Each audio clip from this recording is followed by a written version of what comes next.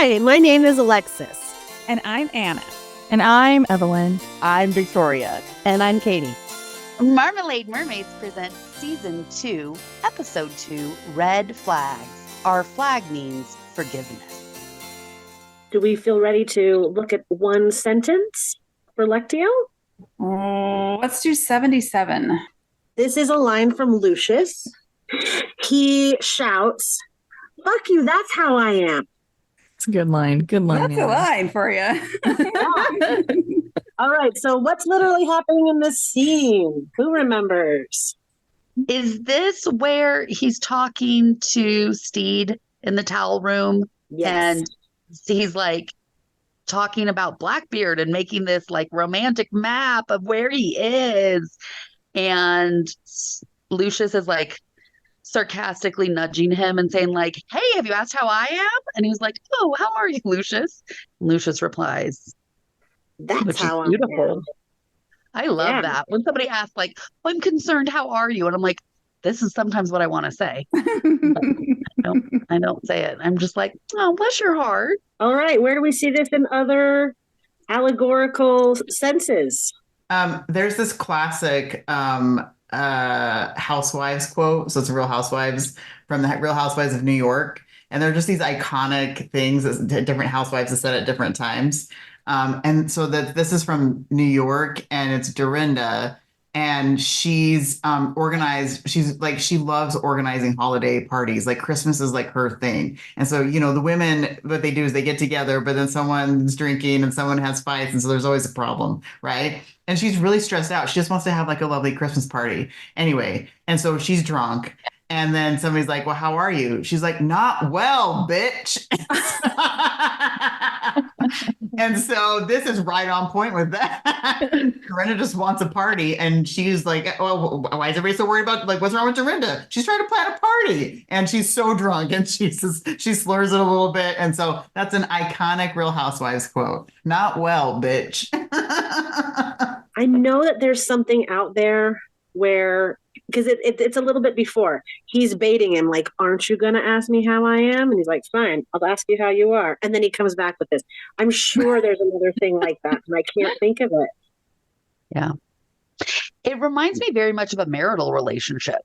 Like, are you kidding with me? Like, I'm going to call your attention to this thing that you are not paying attention to, so that like it's baiting him a little bit, but with just cause. I think too, it really is like that moment of like when that whole thing we do, right? "How are you?" "I'm fine. How are you?" Mm-hmm. "How are you?" "Oh, I'm good." And like some people want to say, "I'm not fine." And I love that for this, because that's what I think of it. Like, it really is that thing that, passive aggressively or whatever you want to call it, like with those interactions we have all day, every day, as you go to the stores, you get in and whatever, right? And it's funny because like there are people say in the weirdest situations where you're like if I was watching, like someone get like coached, right? Like, and the coach says, "How are you?" And you're out of habit, "I'm fine. How are you?" I'm like, you don't need to ask how your coach is doing, because they're here to help, And so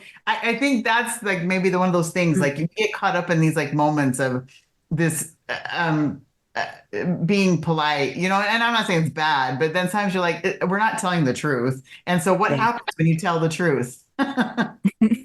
Right. And that made me think of, and I don't know if it's gonna like, if you were gonna understand it, but that made me think of that moment of like, Lucius is just telling the truth. He's like, "This is how I am." And so there's this play called Art.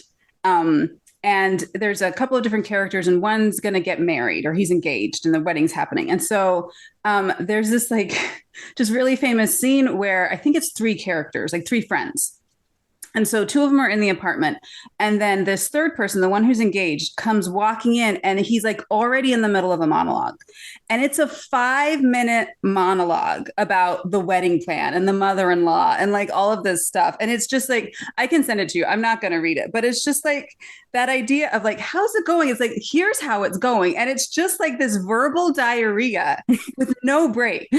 And it's just like one of these really kind of famous monologues that you have where it's just kind of like, it stops the play and people clap and applaud and that kind of thing, because it's that moment of like, here's exactly how things are going.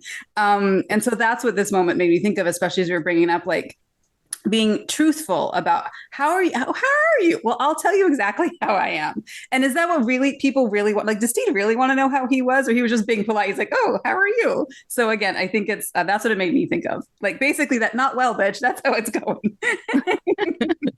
Well, and this is a scene where I like the theme of forgiveness I thought of as well, because like Lucius makes a choice to confront Steed, right?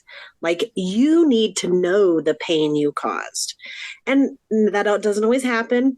I've had some circumstances where I just have to, the other person does not need to know the pain they caused, and I'm going to do the hard work and the whatever. That's me. But yeah, this choice that he makes to like, hey, Maggie, Tiff, Jen or Jane would give us the room. Like he's setting it up for this, like, here we go. And like Steve's so oblivious. He's always so oblivious to this. And he's like just telling him about his plans and things. And yeah, I don't know if that helps us with it all. You could cut that out. But it was just, I liked that scene in the forgiveness part too. Yeah. Yeah, I like it too. And to tie it back to the thing, I think it absolutely is part of it, because someone has to open the door and then the other person has to come through. And I think to go back to what Katie said about like people that she's going to give her time to and then invest in, and other people that you're not going to, actually, that makes me think of that, right? Like if Lucius didn't care, he would just walk away. And so you seek out these conversations to explore forgiveness for each other in relationships you care about. Because if you don't care, you're just going to go. And I like that. What you just said, Alexis, made me think of that Lucius cares and Steve cares too.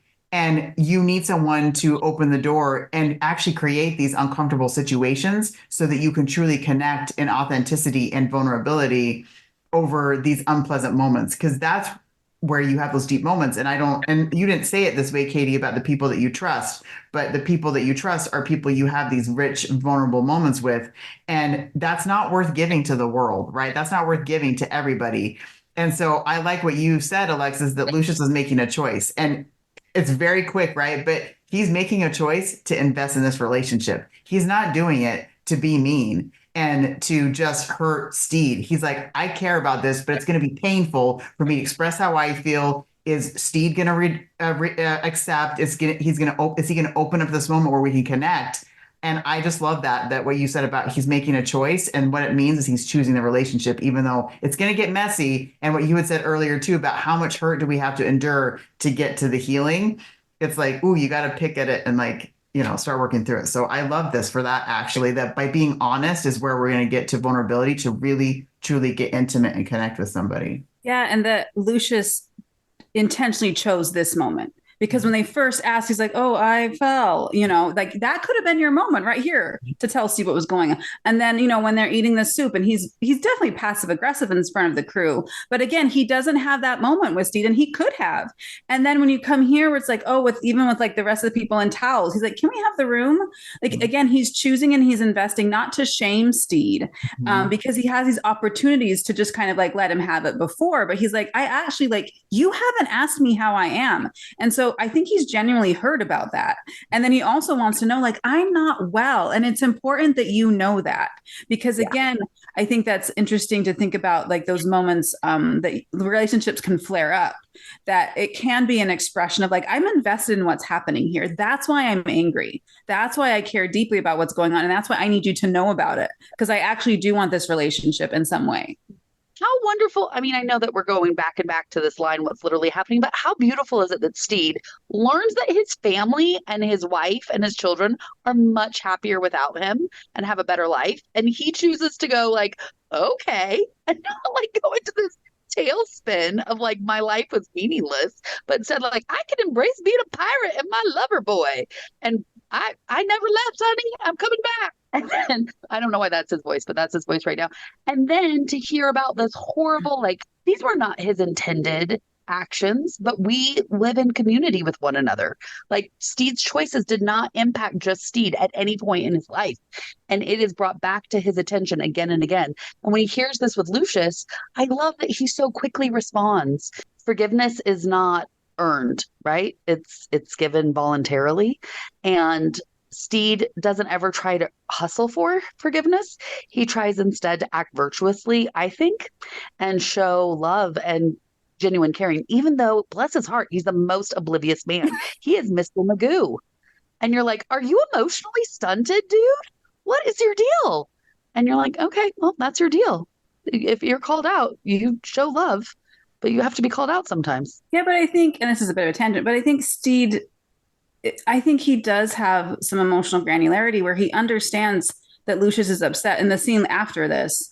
And he says, like, be mad at me. Like, tell me about tell me what happened. Like, you need to talk to someone. And then encourages Lucius and says, you need to talk to Pete. Like, you need to tell him. Again, like, I think he uses that example of like, I've divorced and kids are probably messed up and I'm alone. And again, like you have this opportunity to not be me. So make sure that you talk about it. Make sure you let people know, because I think he's definitely like thinking back to this moment we've talked about a lot with Ed, and that like, oh yeah, I'm okay with this. And he's actually not.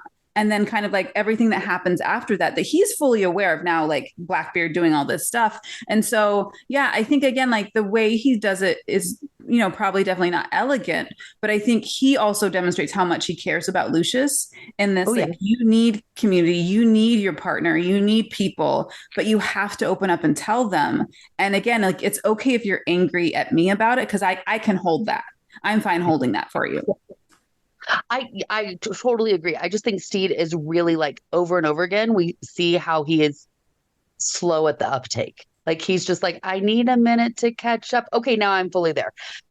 Like, I think that he needed Lucius to call him out before he was like, oh yeah, I am being really selfish in the way I'm looking at this. Like, I didn't address it with my crew. Like, hey guys, sorry you were marooned by my ex-boyfriend.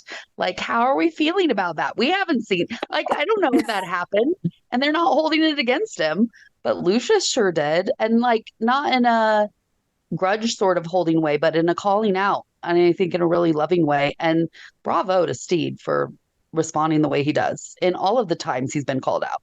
He just responds, I think, with a lot of grace once he's called out, but he needs some calling out. Otherwise he doesn't always like, I mean, I think that's just how Steed is. Like, and that's why he's very much like, you just need to talk about your feelings or I'm just going to have no idea. Like, I know someone very personal that is exactly that way. I have to tell him, oh, okay. Well, I already just kind of said, I have to tell him exactly like, this is what I feel. And he's like, oh, sorry, I didn't know. And then it's just immediately like very gracious, like, okay, I'm sorry, blah, blah, blah. But it's like, sometimes they just do not, it doesn't click right away. And they're very like, and that's why it's always so like, if you have something wrong, like, I need you to tell me, because I'm not gonna see it immediately. And I had to learn that. And then I have had to learn that people are absolutely like that. And it's funny and it's weird because, like, especially for a person who's not like that and is able to, like, notice, like, read the room, it's funny when you're with someone that's, like, not that sometimes. Well said. Amen. Okay, I know this isn't exactly the scene, but Anna, you were talking about the further scene, the next one we see with Lucius and Steed, where he's like, just tell me.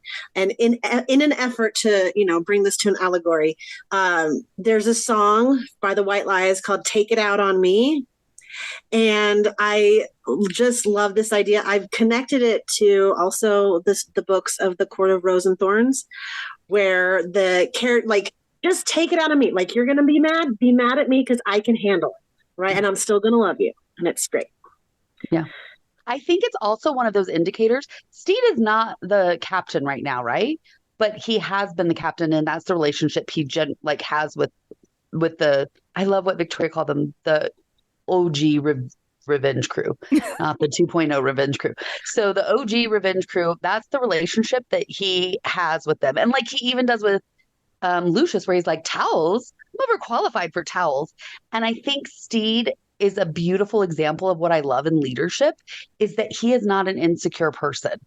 Like he has insecurities, but he's like aware of those things and working on those things.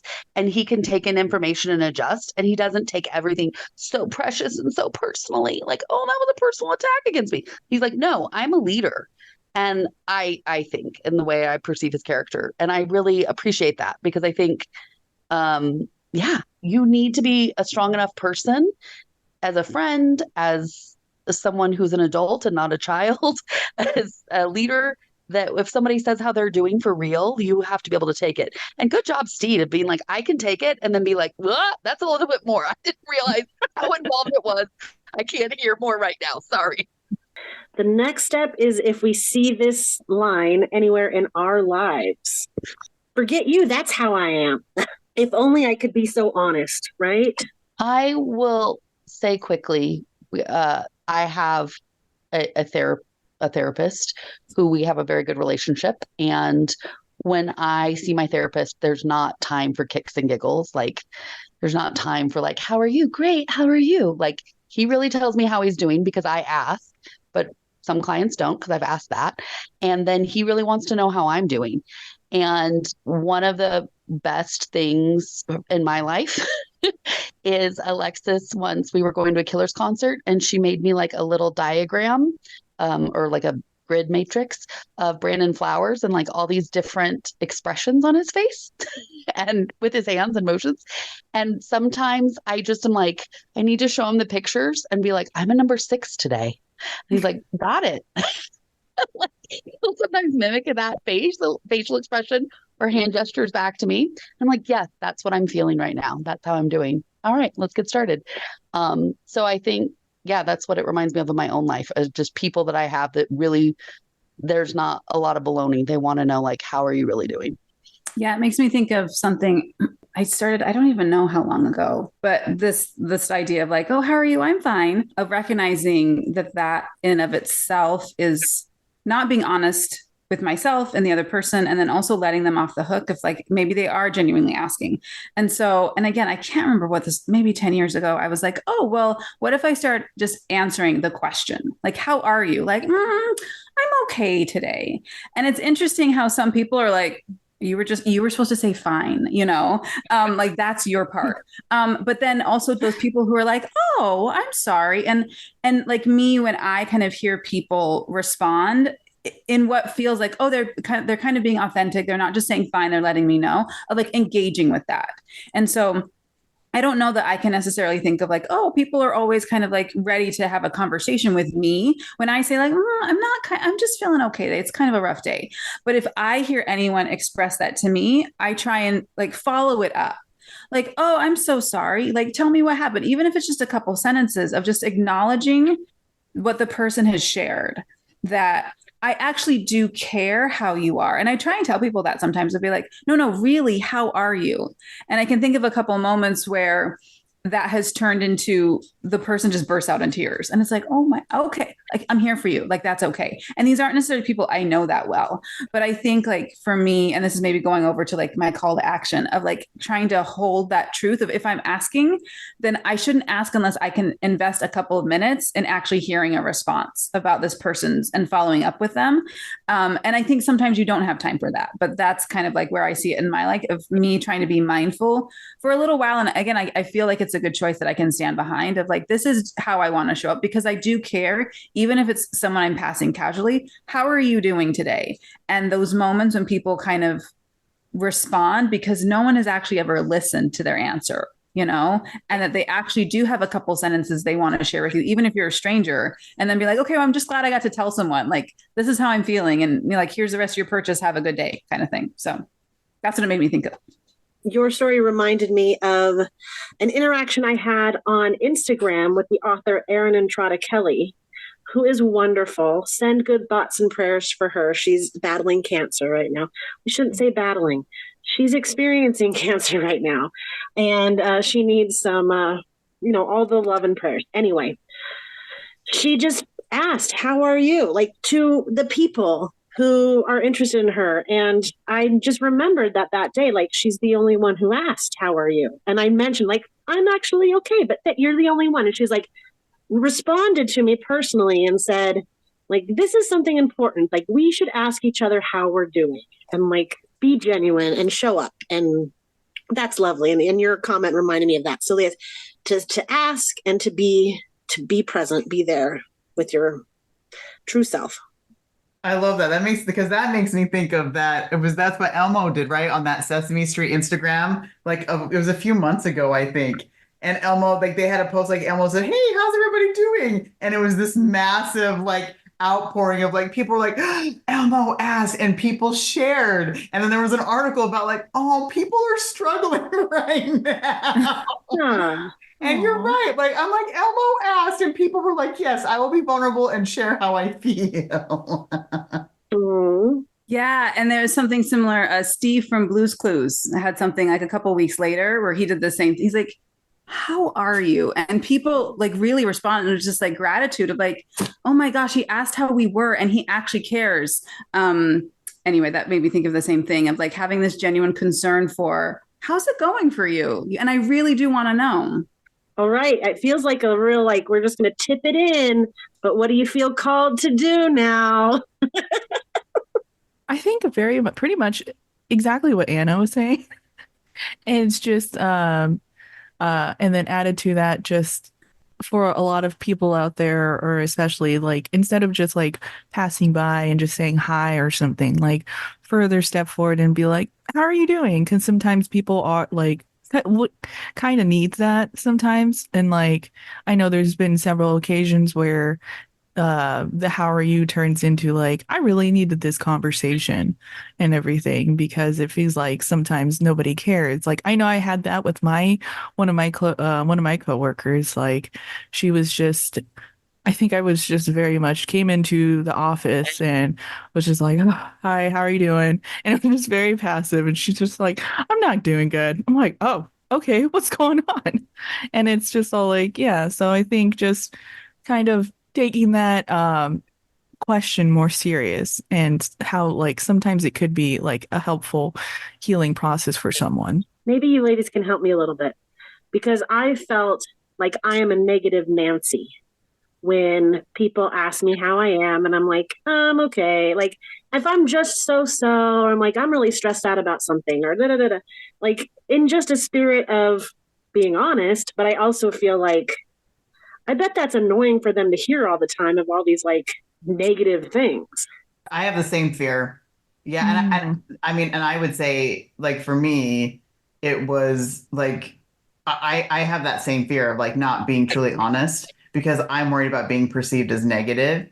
And I guess what it makes me think for me is that shows that like I wasn't given space. I wasn't allowed, right, to be negative and to be truly vulnerable and honest and a human being. Is that sometimes you're going to have not great days. So I have the same struggle, Alexis, where I'm like, I'm going to have to like tell myself, like, I'm going to tell the truth. And you know, and know that it's okay. And if it makes that person uncomfortable, it's like, well, then they shouldn't ask the question.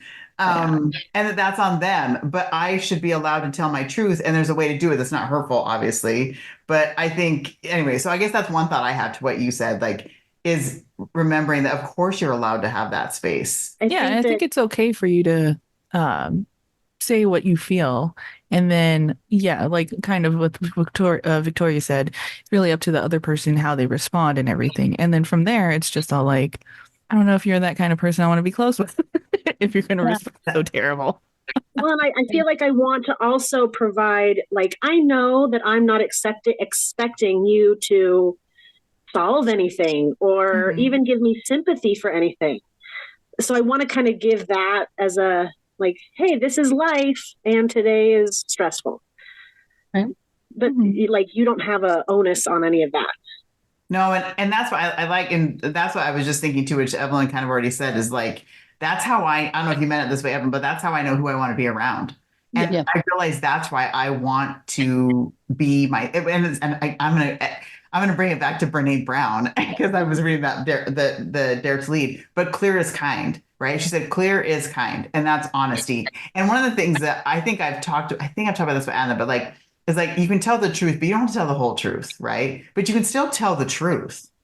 And then for me, I want to be around people who can be vulnerable and support each other in their vulnerability. And so maybe this is a litmus test, right? Of like, by me being honest and seeing how they respond, even like, and I'm not saying you need to solve my problem because that's not what I want either, right? Which I think is kind of what you're saying is like, they can be, and because even somebody saying, oh my gosh, I'm so sorry. And it could be like, they be like, life is really hard sometimes. You're like, yeah, it really is. And maybe you don't have to share anything, right? And it could be even like a hug. It's like, and you ask like, do you want a hug? Oh, I think I do want a hug, you know? And I like that. I like that to truly like hold space for somebody doesn't mean like solving their problem. It can mean, I think sometimes I like what Anna said, like sometimes it does mean engaging. And then other times, and so I think I kind of like it as a way to test people, not like to be manipulative, but to be like, what happens when I'm honest? And so just to piggyback on what you're like, I'm not going to share it right here, but like, I'm just thinking about, there's a question that people ask sometimes, and I've got this very honest, real answer that I'm going to start giving.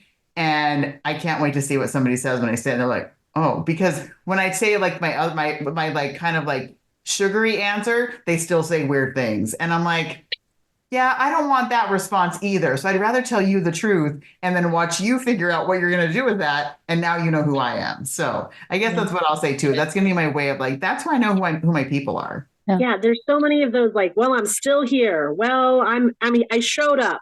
Like that's their answer. Like, okay, yeah, you did. Okay, I guess that's the best we could do today. Totally. Yeah, it makes me think. I like what you guys are sharing because it makes me think of like my call to action is similar, but also like different. And it's something that I'm super reluctant to share because I feel that the people that I engage with, or not that I engage with, but the people that I sort of interact with, it is a little bit of you're sharing like what's not working, or you're sharing like what's tough.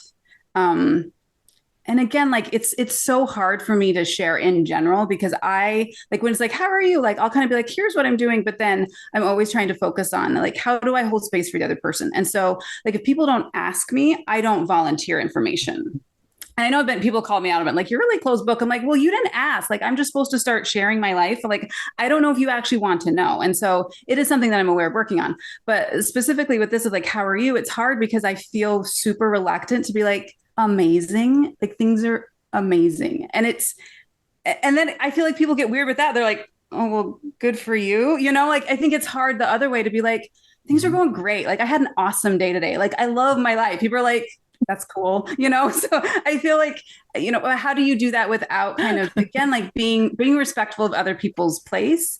And again, like, if I say like, oh my gosh, it was really busy, then they can like engage, like, oh my gosh, well, what was busy? But if I'm just like, it was an amazing day, they're like, bye. I don't know what to say. So I think that's the thing of trying to find a way to be conscious of the other person, where the other person is in the moment. Like, again, I think that's maybe the point of checking in of like, how are things going for you today? Like, is it time for a conversation? Are there things to share? But then I also think, like Victoria was saying, of like figuring out like who you can be authentic with. And then also too, like this litmus test of, yes, it's important to share who you are authentically, but also too, like, you don't have to do that with every single person, you know, but you can be intentional about when you do want to do it. And then kind of, I don't know, find a middle ground to be like, here's what I'm comfortable sharing in this moment with you.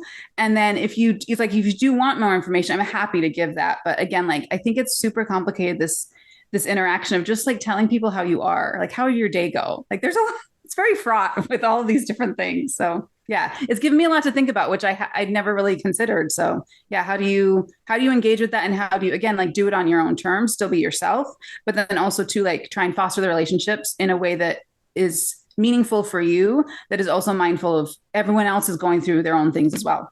I think, Anna, your comment helps me know what I want to say, because I wasn't like patting myself on the back, I'm amazing.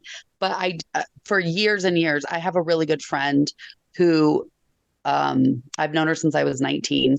And she's just, every single time we go to a meal, we would go to the grocery store and check out anything we would do, she would ask a person how they are. And that hit me. And like, I was young enough that I was still very impressionable, that for the next 20 plus years of my life, that's what I do. Like when I'm on a customer service call, when I'm anything, I ask how that person's doing. And I was thinking about all of what we're saying. I'm like, I don't feel like I'm pretty honest. And I feel like people tell me, and like children, especially like right now in high school, they really want to know how I am.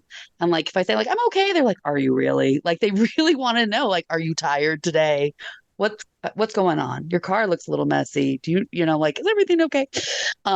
Anyway, so I think that part of the relationship is pretty good, but I wanted to back up just a moment before where Lucius is like, are you going to ask how I am? Like, maybe I need to be more aware of people who I'm not, because I'm good at asking for like those, like, thank you for being a service person and helping me in this, or thank you for being a person I interact with every day and I'm just touching base with. But maybe that I can just be more aware of people who really need me to ask them how they are. Maybe not by saying like, how are you? But by saying like, hey, we haven't had a chance to catch up. Or like, I was thinking about you and I was wondering how XYZ was going, because I do have a good memory for like things that are going on in people's lives. And sometimes I just don't tell them. I don't want them to be weirded out that like 3 weeks ago, I told you I was going to run a marathon and like you remembered and now you're asking me. But because it's a little weird. I just have that kind of memory. So maybe just being more aware of people who are going to say, like, might be feeling the way, are you going to ask me how I'm doing? That I can just have a person that I think that I need to ask them how they are in a way that's authentic and caring, that's beyond, Yeah. not said well. I have a couple things because I couldn't decide whether to share this like for where I see this in my life or like the part of the call to action. But I really like what Katie just said and what Anna was saying too, because I have the same problem too, where I want somebody to ask. And I was actually talking to my husband about a situation like that, where I'm like, I was so frustrated with with an interaction where I'm like not people not asking questions. And he said something that I thought was very insightful, to be vulnerable and me to offer up the information because that person doesn't know to ask. And so if you can share this, you might find this way to connect. And I'm like, that's interesting. And I thought that was like, and so I think on the flip side of it, right? Because you don't know. And we think we're asking, right? I think sometimes too, like you think you're asking. And someone might say, like, I did ask you how you were doing. And we might go back to like, but that was just like the pleasantries of like saying hello. Did you really ask how I was doing? And it's interesting how we do, I think, to need to put ourselves out there for whatever it is. And I think whether it's to celebrate or to say that, or to not, or to be and not and know that you're not bragging, and also know that you're not being negative if you're saying something that's not. And so then the thing I will say is like what I would recommend to whoever is in our like, being honest in that answer that question. I think you could answer with not well, bitch, right? We know what that is. But then also like more of like other things that I consume. Paris Hilton has this thing that she says that she calls sliving, and it's slaying and living. She's combined slaying and living. And so I think, Anna, when you're like, everything's amazing, like, how are you doing? Like, I'm sliving. And they're also not going to know what that is, but you're slaying and living life. So I think we shouldn't be afraid to say not well, bitch, and we shouldn't be afraid to say sliving. That's how I do it. I love that. And be accepting that when someone says like, I just showed up. Because I mean, I get what you say, Alexis, but like when I'm saying I'm still here, I mean, like, I'm not doing freaking well. Like things aren't great, but I'm still showing up every day. Do you really care? Probably not. So like, that's what I mean. Because I know that I say that. Like one day, I think I was walking into school. It was the first day of school, but I'd taught for a while. And I was like, I had wet hair and I was doing the like little ringlet things. And, I was there 30 minutes early or whatever. But it wasn't my first rodeo. And a teacher was also walking in with me and just had a very judgmental, like, And she was like, oh, this is how we are. And I'm like, I'm making an effort. Like, this is what it looks like, me making an effort. Like, I'm early, my hair is washed. I'm trying to give it a little bit of a style rather than throw it up in a ponytail. So like, this is me making an effort. And if you don't like that, so I guess it's just like, thinking about how we're connecting with people. I love this idea, like having some fallbacks of what I'm going to say according to like who you are to me as a person, of like anywhere from sliving to like, not well, bitch, to like have some gray in between, but also to be listening for what may not be said by others and what is said by others. That's big. Yeah. There's a content creator on the autism spectrum, and she talks about how difficult this question is, because she's like, well, what do you want to know? Do you want to know physically how I'm doing? Do you want to know, spiritually how I'm doing? Do you want to, like, these different things? And so having a more precise question can also be a nice thing too. And like, hey, how was your breakfast? How, just some other things that are forming some of the same like icebreaker things that I'm going to listen to, but it's easier for people to come up with an answer to. I'm going to try to use those sometimes too. Yeah. All right. Are we ready to bless some characters? The time, our order is Anna, and then Evelyn, then Victoria, then me, then Katie. All right. It's me then. I bless Izzy. Just to quote Victoria, bless Izzy. He's just, man, I feel like I could bless Izzy every episode this season. He's a fantastic character. He has all of this, like, again, this depth that we didn't know about, that I didn't know about or didn't recognize in the first season at first. And now to see kind of like things are dark and things are rough, and he's bleeding. He's lost a leg. I mean, he, just went through all this stuff, and he's still trying to protect the crew. He is still like, I'm going to do what needs to get done because that's my job as the first mate. And to have that much integrity in the midst of all of this other stuff where anyone else could be like, I'm out. I'm out. I'm done. That he doesn't do that, and that he just has to suffer so much.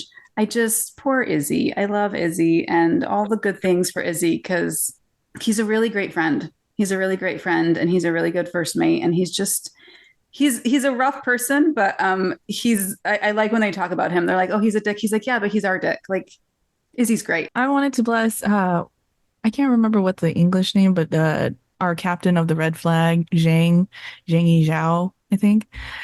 I'm gonna bless her. Yes, Susan. I really like her as a character. So I was like this entire time, and I love her voice. By the way, I don't know about you guys, but I really enjoy how she pronounces things. But I bless her because she is just such a strong female character. And then I love this, like, her interaction with Alawande and like showing this like cute little like, really, I like you a lot, like this like kind of vulnerable side of her. And it's just so it's kind of refreshing to see sometimes when it comes to like the showcasing like strong female leads and everything. It's always this like rough like kind of male version, and so it's cute to see like those little moments of like the sensitive side. So bless her, and I just want her to be like just stay the way she is. I am going to bless I love a pairing. So I'm going to bless the pairing of Ed and Izzy, and their relationship. Yeah. So, and being able to implement and utilize our theme of like, that's how your relationship's going to survive, is being able to forgive each other and yourselves for being very, very, very, very, very, very, very, very human. So bless them for being very, very, very, very, very, very, very human. I'm going to bless Auntie for her faith, because she has been looking for the sea witch for years. And the faith and the reverence she has to the sea witch is something to treasure, and she's wonderful. So bless Auntie for her faith. I am going to bless Lucius and Ed because they are both people who are in need of a lot of healing, and they are healing, and bless people who are in that spot that they can heal. And I'm glad we see these characters heal. Join us next time when we will discuss Season 2, Episode 3 through the theme Vision. Until next time, mermaids, when we get together and talk it through as a crew. What the hell is going on in towels? We eat, but how often do we taste? I loved you the best I could. You have impeccable balance, babe. We are tender as hell.